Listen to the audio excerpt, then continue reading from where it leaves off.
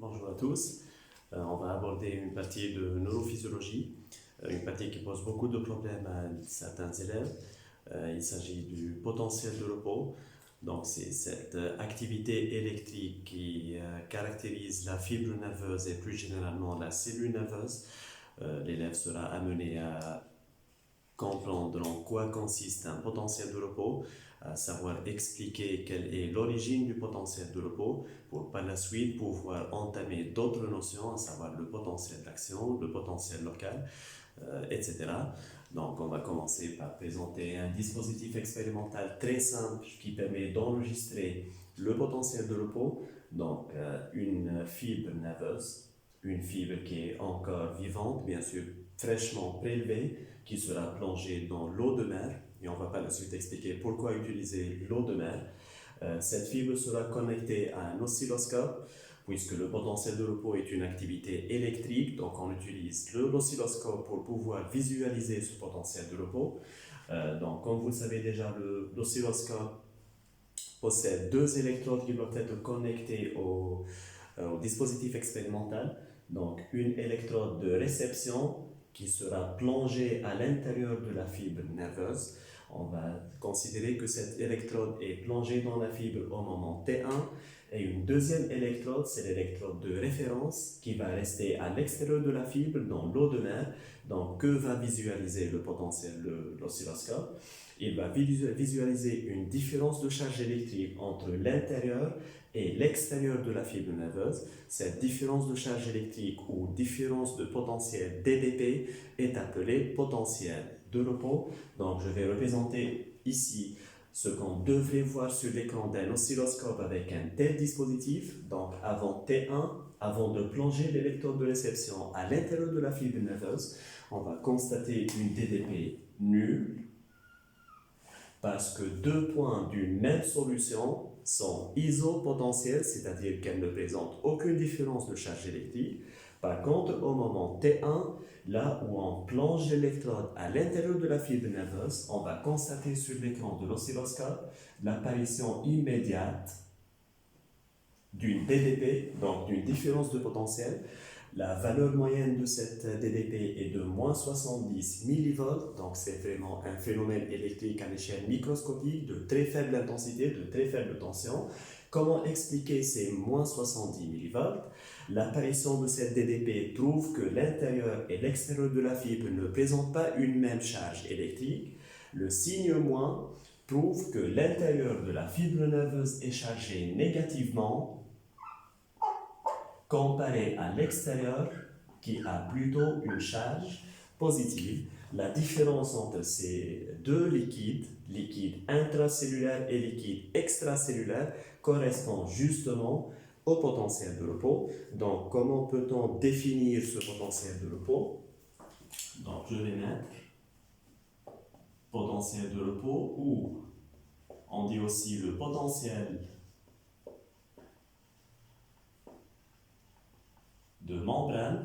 Donc potentiel de membrane parce que c'est un phénomène électrique enregistré des deux côtés de la membrane cytoplasmique de la fibre. Donc ça caractérise la membrane de la fibre. Donc c'est une DDP transmembranaire, c'est-à-dire enregistré des deux côtés de la membrane, stable, donc sa valeur ne varie pas, elle ne change pas, d'environ moins 70 millivolts, enregistré des deux côtés de la membrane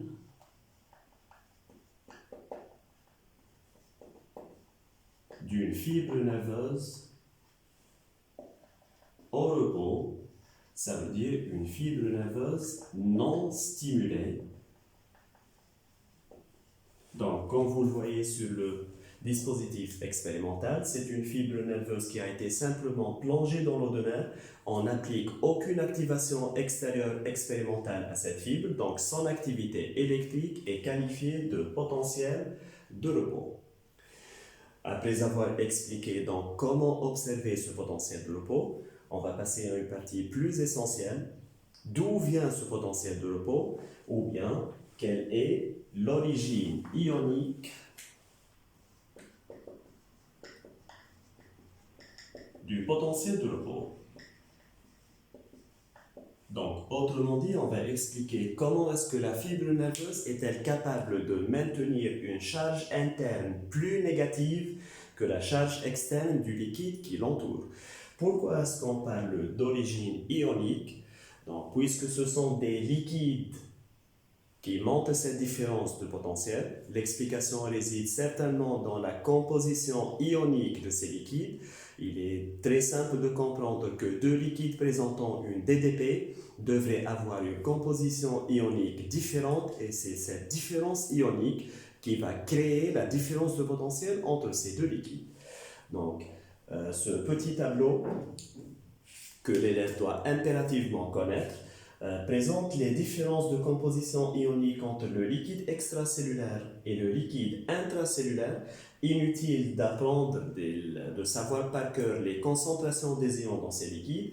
Il faut surtout savoir quel ion est concentré dans quel liquide et par la suite on va expliquer pourquoi. Donc, au niveau du liquide extracellulaire, celui qui entoure les fibres nerveuses, les neurones, donc en situation physiologique normale, ce liquide extracellulaire est très concentré en Na+, peu concentré en K+, et c'est vrai pour tous les liquides extracellulaires qu'on trouve dans l'organisme vivant. Par contre, le cytoplasme ou l'intérieur de la fibre nerveuse est très peu concentré en Na+, et très concentré en ion K+.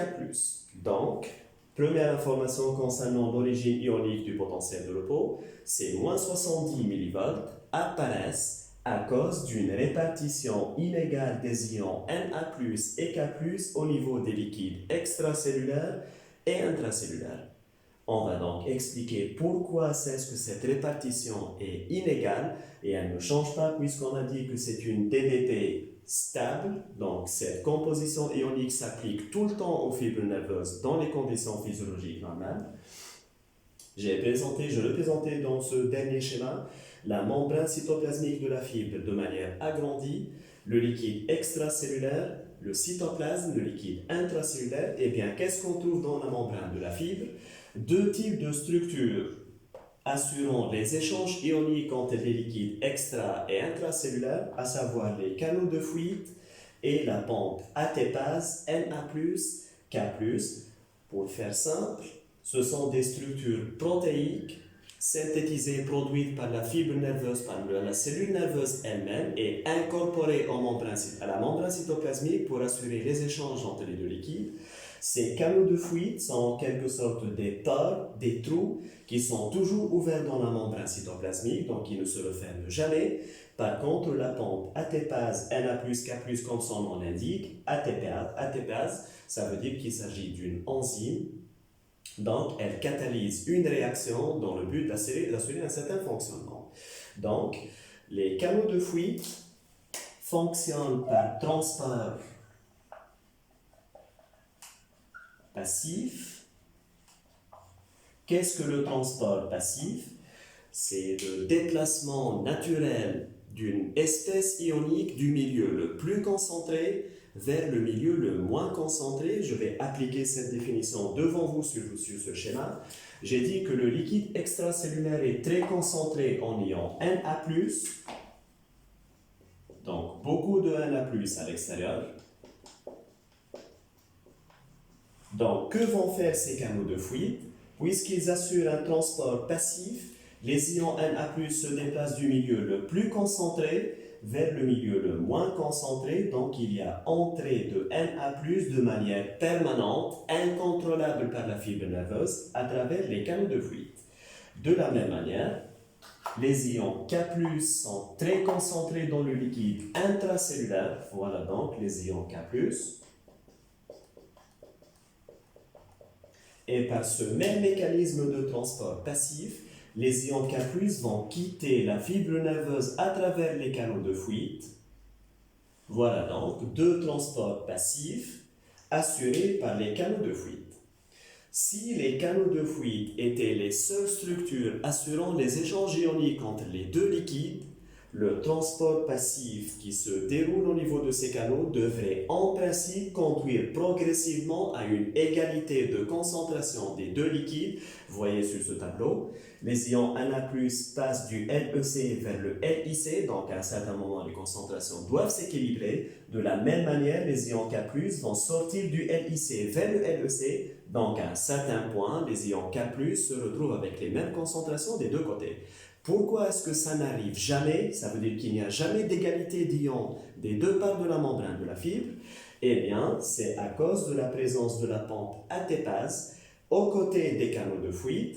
La pompe ATPase va donc réaliser des transports actifs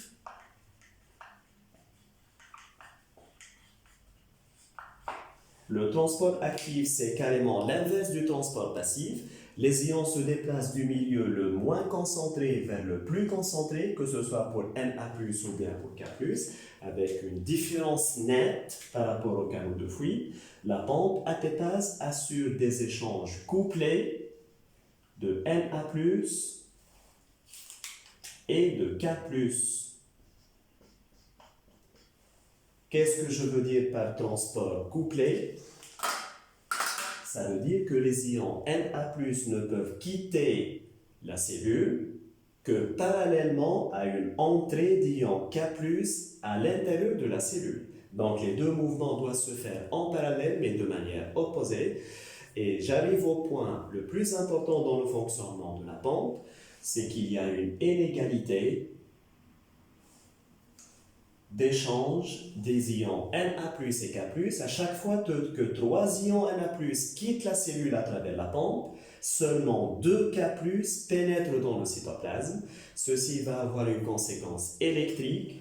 Le LEC reçoit, donc, schématiquement, 3 ions, 3 signes plus, 3 charges plus, alors que le LIC reçoit seulement 2 charges plus, ce qui va créer à l'intérieur du LIC une électronégativité par rapport au LEC qui est donc plus électropositif. Donc, l'électropositivité du LEC s'explique par un excès de charge positive par rapport à celui du cytoplasme et l'électronégativité du cytoplasme LIC s'explique par un déficit de positivité par rapport à celle observée au niveau du LEC. Donc c'est grâce à la pompe Na+, K+, que d'abord les concentrations ioniques restent toujours inégales et que deuxièmement les échanges inégaux de Na+ et de K+ vont créer la DDP qu'on appelle justement le potentiel de repos. Donc, si on vous pose la question quelle est l'origine ionique du potentiel de repos, vous allez dire que c'est la concurrence de deux structures, de deux types de transports qui se font en parallèle dans la cellule. D'une part, le transport actif réalisé par la pompe, qui s'impose par rapport au transport passif réalisé par les canaux de fuite, qui s'impose, ça veut dire que c'est la pompe qui va toujours faire en sorte que les concentrations soient inégales et que la DDP de repos ne disparaît jamais. Dernière remarque, et je termine avec ce potentiel de repos. Si on revient à la dénomination de cette pompe ATPase Na+, K+, donc on va expliquer cette partie de la dénomination de l'enzyme. Pourquoi ATPase? Eh bien, les échanges actifs qui se vont entre LEC et LIC ne sont pas du tout naturels. Ce sont des transports imposés par la fibre nerveuse. Donc, c'est un transport qui nécessite la consommation d'ATP par réaction d'hydrolyse. Donc l'ATP, c'est la molécule de réserve énergétique de la cellule. Hydrolyse qui fait intervenir les molécules d'eau. Donc grâce à l'enzyme ATPase, l'ATP sera hydrolysé en adénosine diphosphate ATP plus un phosphate qui sera détaché et la liaison coupée grâce à l'ATPase va libérer une quantité d'énergie qui va justement servir à expulser les 3 Na+, et à absorber les deux ions K+. Donc, contrairement au canot de fuite, la pompe est une structure qui consomme de l'énergie. Ça revient donc à dire que la fibre nerveuse ne peut maintenir son potentiel de repos qu'en consommant de l'énergie sous forme d'ATP. Merci pour votre attention.